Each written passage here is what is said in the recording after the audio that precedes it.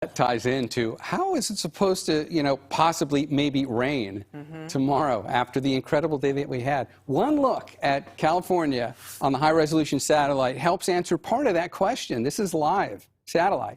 So you can see where we are. There's the harmless marine layer. More on that in a second. Look what is happening over the Sierra right now. Those are all thunderstorms, huge complex. That's part of the ingredient that's going to give us this 20% chance of rain tomorrow. But there's another crucial element. I'll show you that in 1 second. First, back here at home, there's that marine layer we were just looking at, just kind of slinking in the foot of Sutro Tower right over Mount Sutro and the rest of the mountains there on the west side and all down the peninsula. That's what it looks like here. But it is creeping in through the Golden Gate, and we can actually see that now, that little telltale signature there, that little ribbon starting to stream in. So we'll see the marine layer built back in again overnight for the immediate bay. But we're not looking at a June gloom scenario tomorrow. Instead, it's going to be a little different than that with this chance for rain. It's 61 degrees in the city now. It's much warmer than that, though, when you go inland, 75 in downtown San Jose. But wait, there's more. You go over towards Concord, where it's near 90. So this was the peak Sunday, on forecast to be the warmest day of the last several days and the next several to come, and it certainly has played out that way.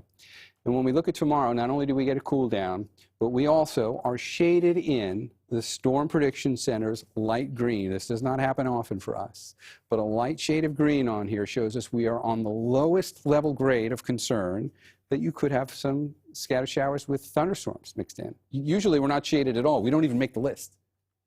So we're on here today, and that's worth taking note of.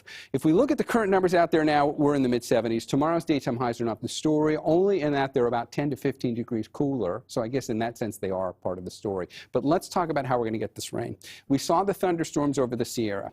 Here's the other element we need. See that little spin in the clouds there? It's very subtle. You can see it a lot better when we look at this on the water vapor, which looks at all of the water vapor, not just the clouds. And now you can see there's a counterclockwise rotation to that. There's an area of low pressure in that, which by tomorrow is going to show up here because it's drifting our way. Watch the rain show up right down there with some isolated showers and thunderstorms and a counterclockwise spin. So you've got that area of low pressure here meeting up with all this moisture that's been getting pulled our way from the desert southwest to provide all those thunderstorms over here. Everything's got to come together just right. So that's a really long way of me saying there's your 20% chance. This is Monday. We're not going to get too tied into the details right now in timing or exact location, because as we just saw, everything has to come together just right for us to get rain at all in June, let alone thunderstorms. So that low's got to come in at the right location at the right time to tap into the moisture that's over here.